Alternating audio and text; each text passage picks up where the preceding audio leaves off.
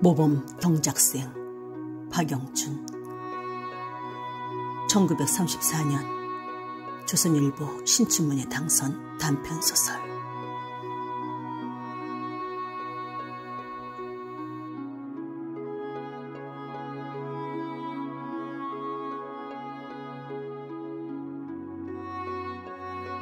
예, 나 한마디 하마.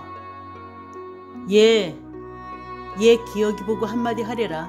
아까부터 하겠다고 그러던데. 기억이 썩 내겠다. 자, 한마디 해보게.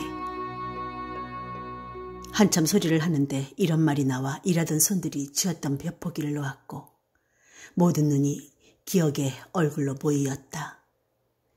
목청이 남보다 곱지 못하다고 해서 한 차례도 소리를 시키지 않은 것이 화가 났던지 기억이는 권하는 기회를 놓치지 않고 있는 목소리를 다 빼어 소리를 꺼냈다.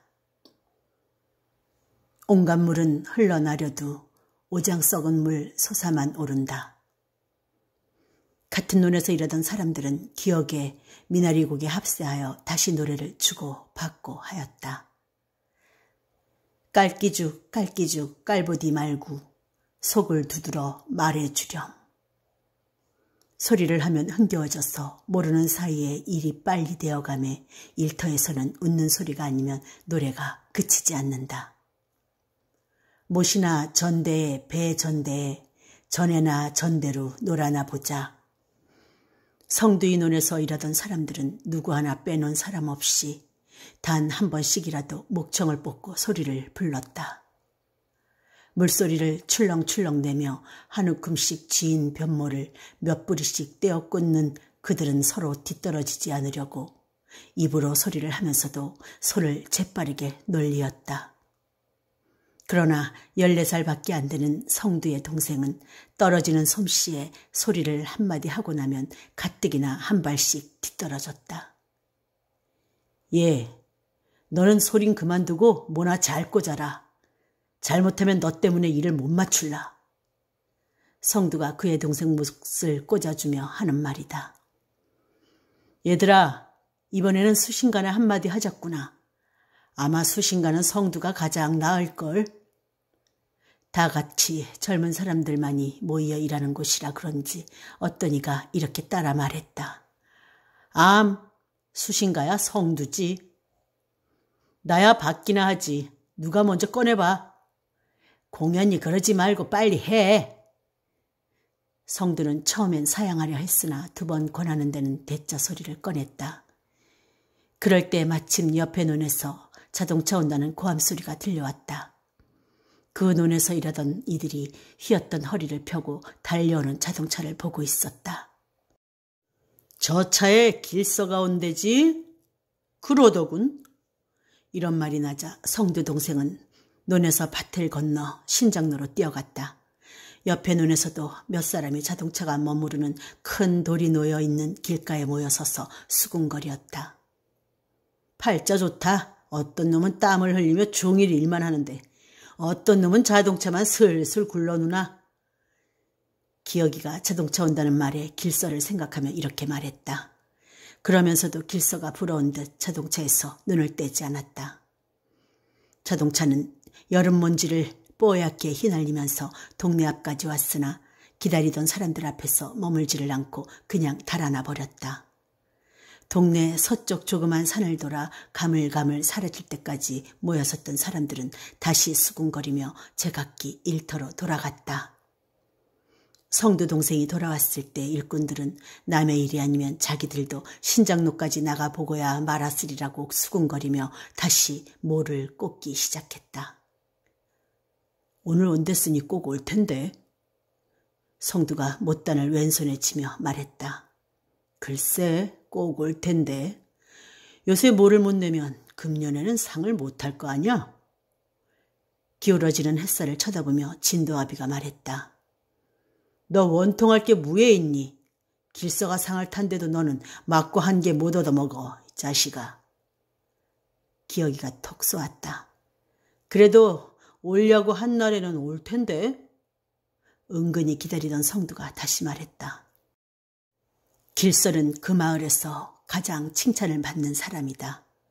물론 사촌형 뻘이 되면서도 기억이 같은 몇 사람은 길설을 시기하고 속으로는 미워까지 했으나 동네 전체로 보아 서학교 졸업을 혼자 했고 군청과 면사무소에 혼자서 출입하고 공부를 많이 한 사람에게도 지지 않을 이만큼 동네 사람들을 가르치며 지도했다. 나이 젊은 사람으로 일을 부지런히 해서 돈도 해마다 벌며 저축을 하여 마을에 진흥해니 조기해니 해마다 해장을 도맡고 있는 관계로 무식하고 착한 농부들은 길설을 잘난 이인이라고 생각하지 않을 수 없었다. 더욱이 서울서 모이는 농사 강습회에 군에서 보내는 세 사람 중에 한 사람으로 한 주일 전에 그리고 떠난 뒤로 길설을 칭찬하는 소리는 더 커졌다. 평양 구경도 못한 마을 사람들이 서울까지 가서 별안 구경을 다 하고 돌아올 그에게서 서울 이야기를 들을 생각을 하니 그의 돌아옴이 기다려지는 것도 할 수 없는 일이었다. 점심을 먹은 뒤 한 번도 쉬지 못한 성두에 논에서 일하던 사람들은 논두렁으로 올라가 담배를 피우기로 했다. 다른 동네에서는 점심 뒤 한 번 쉬는 참외는 사이를 먹는 것이었으나 이들은 몇 해 전부터 그런 것을 잊어버렸다. 그래서 밥은 못 먹어도 그저 몸이나 쉬는 것이었다. 길선에만 내놓고는 전부가 소작으로 사는 그들이 여름철에는 보리밥도 마음대로 먹을 수가 없는 터에 사이쯤은 물론 생각도 못했다. 나도 돈이 있으면 죽기 전에 서울 구경이나 한번 해봤으면 좋겠다. 진도아비가 드러누워 풍뎅이로 얼굴을 가리우며 말했다. 나는 평양이라도 구경해보고 죽었으면 좋겠다. 신문지 조각으로 회연을 말아 침으로 붙이던 성두가 웃었다. 하늘에서 돈이나 좀 떨어지지 않나? 풀이에 엎드려 풀을 손으로 뜯던 기억의 말이다. 여름 하늘은 구름 한 점 없이 맑았고 곡식에 쌀기 돋은 들판은 물들인 것 같이 파랗다. 그런데 금년엔 나도 길선애처럼 금비를 사다가 한번 논에 뿌려보았으면. 길선은 밭에다 조합 비료래라 암모니아를 치는데 그것을 한번 해보았으면 좋겠는데 하고 성두가 말할 때 진도아비는 벌떡 일어나 앉았다. 말 말게 골매에서는 누가 돈을 빚내다가 그것을 했다는데 본전도 못 빼고 빚만 남았다네. 그럼 웃동네 니르기네도 노갓대더라. 설사 잘 된다 한들 우리가 많이 먹을 듯 하나? 소장료가 올라가면 그뿐이야. 기억이가 성난 것처럼 말했다. 얼마 전에 지주한테 가니까 니 특이 칭찬을 하며 우리가 금비 안 쓴다는 말을 하던데?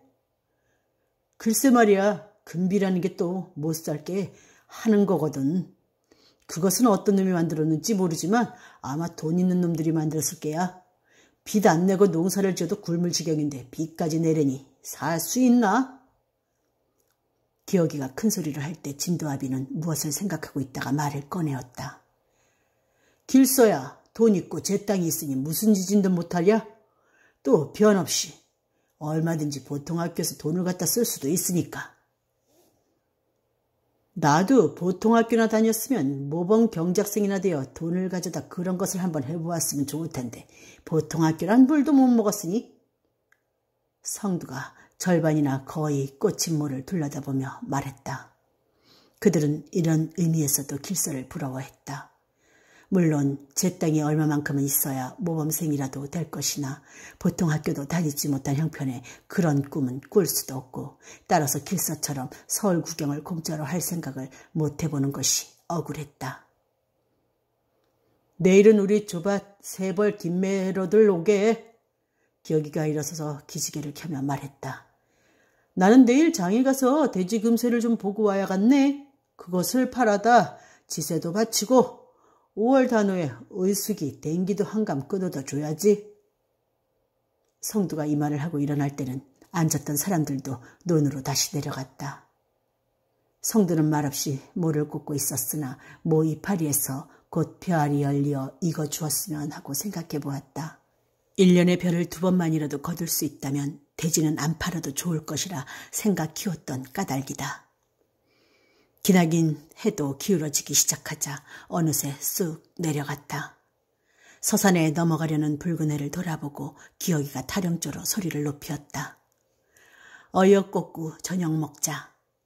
다른 사람들도 이 소리를 따라 마지막 춤을 추는 무당처럼 소리를 치며 모를 꽂았다. 어둠이 들을 휩싸고 돌 때 물오리들이 소리치며 떼를 지어 날아갔다.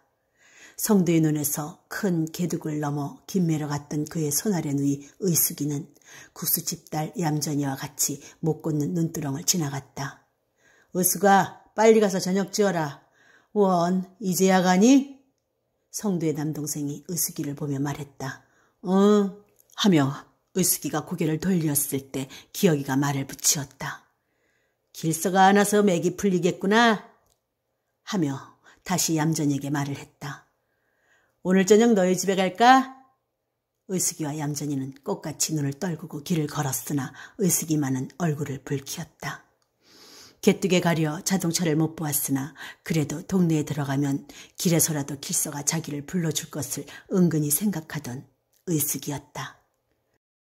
먼지 묻은 적심이 등골에 흐른 땀에 빨개졌고 장흑을 뭉갠 듯한 치마가 걸을 때마다 너풀거리었다. 예, 길서가 안 왔댔지? 얌전이가 말을 꺼냈다. 글쎄, 누가 아니? 공연히 그러지 마라. 눈물 나오면 울어라. 그런 때 울지 않고 언제 울겠니? 나 같으면 그까짓 막 울겠다.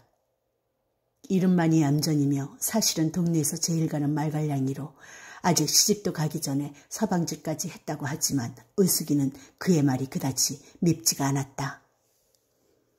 하루라도 보지 못하면 가슴이 답답한 듯하여 안타까워하던 길서를 한 줄이나 두고 보지를 못하다가 오늘에야 만나려니 했던 마음을 얌전히만이 알아주는 듯하기도 했다.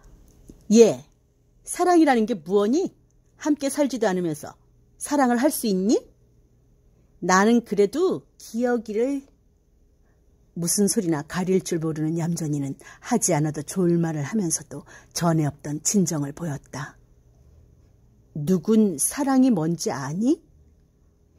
그래도 너는 길서 오래비하고 사랑한데 누구나? 몰라 이게. 마을은 조용했다.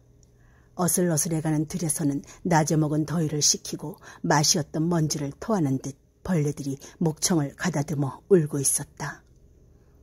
의숙이와 얌전이는 집에다가 호미를 두고는 꼭 같이 우물러 나왔다. 의숙이는 바가지에 물을 떠서 한 손으로 물을 쏟아 얼굴을 씻고 머리털에 묻은 물방울을 손으로 튀긴 뒤에 흙에 빨개진 고무신과 발을 씻고 있었다. 마침 그때 등이를 옆에 끼고 오던 마을 여편네가 길서가 이제야 온다는 것을 알려주었다. 예, 길서 오래비가 온대. 개들이 짖는 데쯤 온 게다. 하며 얌전이가 만나보기나 한 것처럼 말했다. 개소리가 커지며 또 가까워올수록 의숙의 마음은 들먹거리었다. 고무신도 마저 씻지 못하고 물동기를 이고 집으로 돌아갈 때 그는 혹시 길에서나 만나지 않을까 하여 가슴을 더 졸이었다. 집에 가서 아무 정신없이 돼지죽을 바가지에 담아가지고 돼지우리로 나갈 때는 설마 길서가 자기 옆에 와 있으려니 했으나 울긋거리는 돼지에게 죽을 쏟아주고 섭섭히 돌아설 때까지 길서가 자기를 만나러 오지 않음이 원망스러웠다. 그러나 대문으로 돌아 들어가려 할 때 기획은 기침소리가 의숙의 발을 멈추게 했다. 역시 길서의 소리가 틀림없었다. 의숙이는 작년 여름 설레는 가슴으로 길서를 대하게 된 뒤부터 동네에서도 거의 알게끔 사이가 친했건만 아직까지 어른들에게는 눈을 숨기고 있는 사이라 마당 옆 낯가리 밑에 숨어 길서를 만났다. 잘 있었니? 네. 자동차를 타고 올래다가 몇 시간 걸으면 75전이나 굳는걸 공연히 타고 오겠든?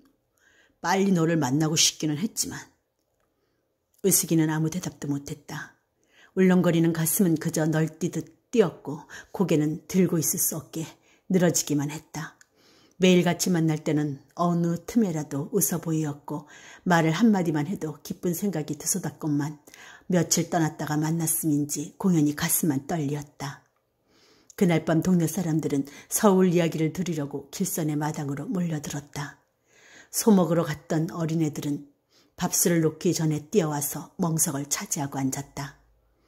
마당에는 빨랫줄에 남포등이 걸리어 금시 꺼질 것처럼 바람에 홀딱홀딱했다. 육군에게 남포동을 내다 건 것이 길선애로서도 처음인 만큼 마을 사람들도 보통 때의 윷과는 달리 말들을 적게 했다.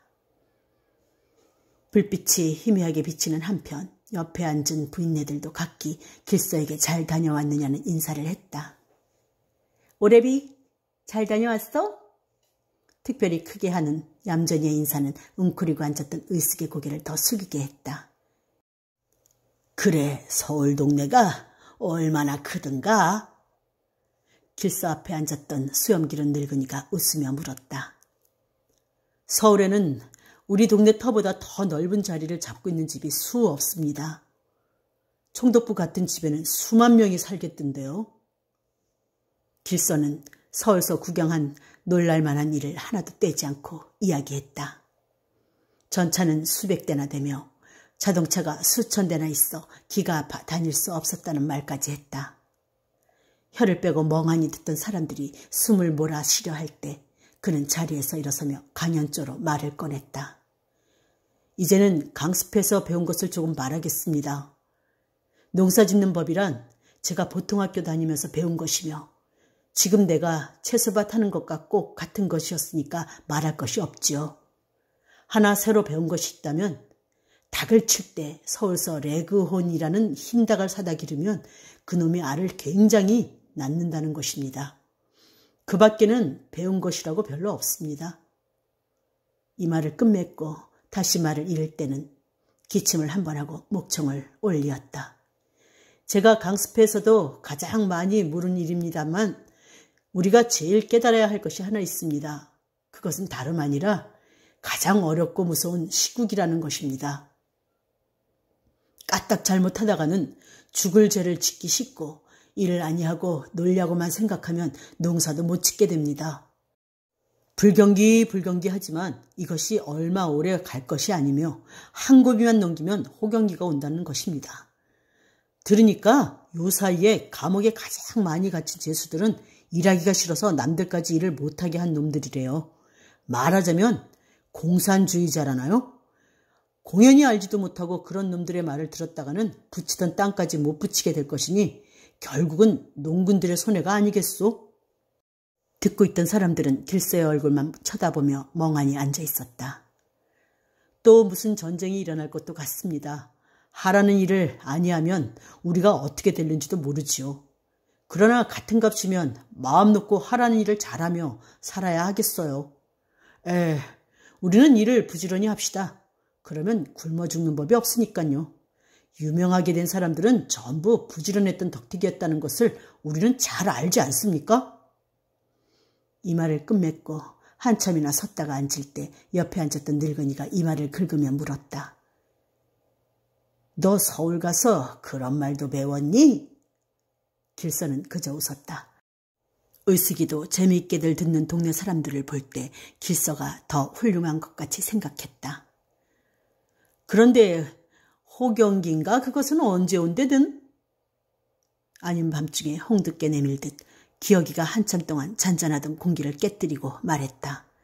대답에 궁했던 길서는 한참이나 생각하다가 얼마 안 있으면 온대더라 라고 대답했으나 어째서 불경기니 호경기니 하는 것이 생기느냐고 케어 물을 때에는 모르겠다는 솔직한 대답밖에 더 할 수가 없었다. 농민들이 나날이 못살게 되어가는 것이 불경기 때문만이냐고 묻는다면 자신 있는 말로 그렇다고 대답했을지도 모른다. 암만 호경기가 온다 해도 팔아먹을 것이 있어야 호경기지. 팔 거 없는 놈이 호경기는 무슨 소용이냐. 호경기가 되면 쌀이 많이 생기기가 하나. 이러한 기억의 말은 아무런 생각도 없이 나온 듯 했으나 호경기가 쌀을 많이 가져다 주는 것이 아니라는 것을 아는 그들은 길서의 말보다도 더 그럴듯이 생각했다. 아무리 불경기라 해도 십리박 읍내에 있는 지주 서재당은 금년에도 마다들을 분가시키고 고래 같은 기아집을 지어주었다. 쌀값이 조금 오르면 고무신값이 오르고 쌀값이 떨어지면 물건값도 떨어지는 것을 잘 아는 그들은 불경기니 호경기니 해도 그것이 그들에게는 아무 관계가 없는 것 같이 생각됐으며 돈 있는 사람들도 불경기에 땅 팔았다는 말을 못 들었으므로 경기라는 것이 무엇인지 참으로 알 수 없었다. 그러나 그러면서도 길서가 힘든 말을 자기들보다 많이 아는 사람같이 생각하며 집으로 돌아갔다. 다음 날 서울 갈 때 입었던 누런 양복을 벗고 무명 잠방 적삼을 갈아입은 뒤 논에 나가 모를 꽂고 돌아온 길서는 컴컴한 저녁 때쯤 해서 의숙의 집 뒤 모퉁이로 의숙이를 찾아갔다. 기쁨을 기쁘다고 말하지 못하던 의숙이도 이날만은 자기도 모르게 웃음이 솟아오르며 무슨 말이든 가슴이 시원하게 털어놓고 싶었다. 길서가 서울서 사왔다고 파란 비늘을 손에 쥐어줄 때 의숙은 진정이 서리온 눈초리로 길서의 손을 듬뿍 잡았다. 비누 세수라고 평생 못 해본 의숙이가 비누 세수를 하면 금시 자기의 탄 얼굴이 휘어지며 예뻐질 것 같아 춤을 추고 싶게 기뻤다. 내 다음 일본 가게 되면 더 좋은 거 사다 줄게. 언제 또 가세요? 가을에는 도에서 세 사람을 뽑아 일본 시차를 보낸다는데 뽑히거나 할는지 모르지만 뽑히겠죠 뭐. 자신 있는 듯의 의숙이가 말할 때 껌껌한 데서 사람 소리를 들은 강아지가 깡깡 짖으며 뛰어나왔다. 무서운 호랑이나 본 것처럼 그들은 뒤돌아볼 새도 없이 굴뚝뒤로 몸을 움츠렸다. 가슴 쓱서 뛰는 심장의 고동을 제각기 남의 가슴 속에서 들었다. 그놈의 개새끼가 사람을 놀라게 하nun? 하며 숨을 내쉬고 일어설 때 그들의 손은 꼭 잡혀 있었다. 의숙이는 길서를 떠나서 몰래 집 안으로 들어가서 비누를 귓속 깊이 넣었다가 한번 다시 꺼내보고는 마당으로 나와 어머니와 오빠와 동생이 앉아있는 멍석으로 갔다. 그러나 길서의 품에 안겼던 생각만이 가슴에서 떠나질 않았다. 그래, 사원 80전은 받고 팔았단 말인가? 그의 어머니가 성두에게 하는 말이었다.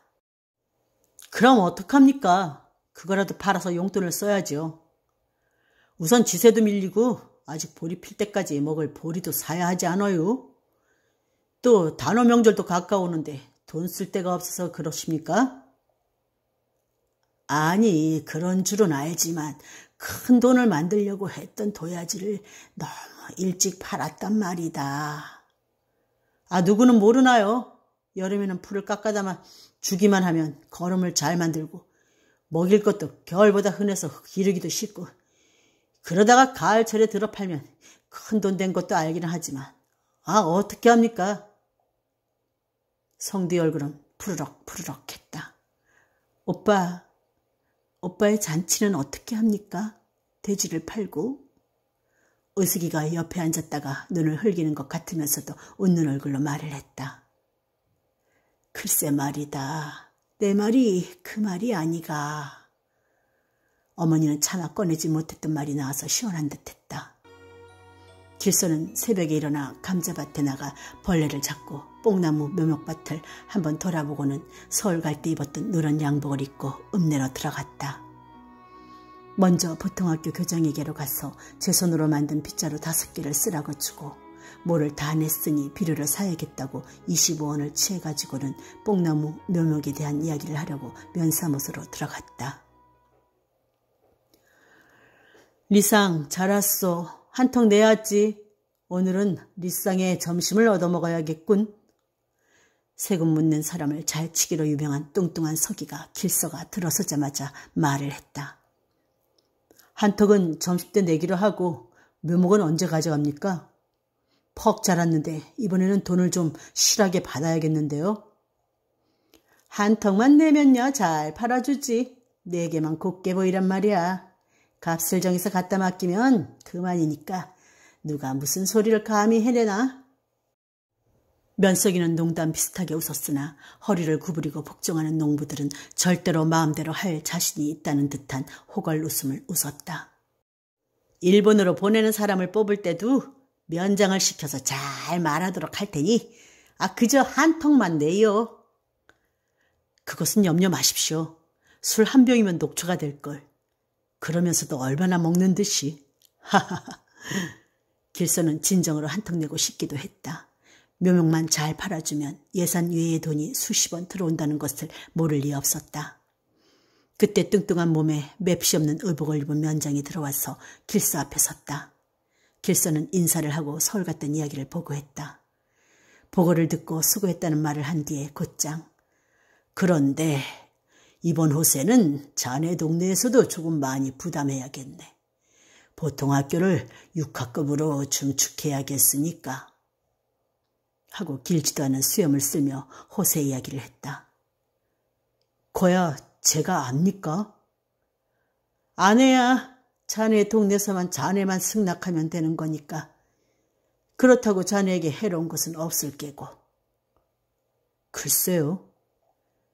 길서는 면장의 말에 무엇이라고 대답할 수가 없었다. 만약 그에게 조금이라도 재미없은 말을 해서 비위에 거슬리게 하면 자기도 끼니때를 굶고 지나는 동네 소작인들이나 다름이 없는 생활을 해야 할 것을 잘 알고 있다. 일본은 둘째로 하고라도 묘목도 못 팔아먹을 것이며 그런 말이 보통 학교 교장기에 들어가면 돈도 벌어다 쓸 수가 없게 된다. 그러면 묘목 심었던 밭에 조를 심게 되고 면사무소 사무원과 학교 선생들에게 팔던 감자와 파도 썩어버리게 된다. 300평밖에 안 되는 논에 비료를 많이 내지 않으면 미국 풍평회에 출품도 못 해볼 것이며 그러면 상금을 못할 뿐 아니라 벼가 겨우 넉선밖에 솥을 못 날 것이다. 그러면 동네 사람들과 똑같이 1년 양식도 부족할 것이 아닌가. 자네 동네 사람들은 얌전하게 근심 없이 사는 모양이던데. 면장이 다시 말을 꺼낼 때 길서는 곧 대답했다. 그러면요. 근심이 조금도 없다고야 할 수 없지만은 무던한 편은 됩니다. 편은 느릿느릿해서 이삭들이 뭉친 것이 황금덩이 같았다. 그러나 얼굴에 주름살을 편 사람이라고는 하나도 없었다. 강충이가 먹어 예년에 비해서 절반도 곡식을 거둘 수가 없었기 때문이었다. 길서만이 평양 가서 북어 기름을 통으로 사다가 쳤기 때문에 그의 논만은 작년보다도 더 잘 되었으나 다른 논들은 털 빠진 항소 가죽같이 민숭민숭해졌다. 이 새끼만한 작은 벌레까지가 못살게 하는 것이 가슴 원통했으나 여름 내 땀을 빼고도 제 입으로 들어올 것이 없을 것을 생각하니 눈물이 솟아오를 지경이었다. 그들은 할 수 없으므로 성두의 말대로 길서를 시켜 읍내지주 서재당에게 가서 금년만 도지를 조금 감에 달래보자고 했다. 그러나 길서는 자기와 관계가 없을 뿐 아니라 정해놓은 도지를 곡식이 안 되었다고 감에 달라는 것은 흔히 일어나는 소작쟁이와 같은 당치 않은 짓이라고 해서 거절했다. 그리고는 며칠 있다가 일본 사찰단으로 뽑히어 떠나가 버렸다. 동네 사람들은 어찌할 줄을 몰랐다. 더구나 금년 겨울에는 기어이 잔치를 하려고 하던 성두는 가끔 우는 얼굴을 하곤 했다. 그들은 할 수 없이 큰 마음을 먹고 때를 지어 읍내로 들어가 서재당에게 사정을 말해보았으나 물론 들어주질 않았다.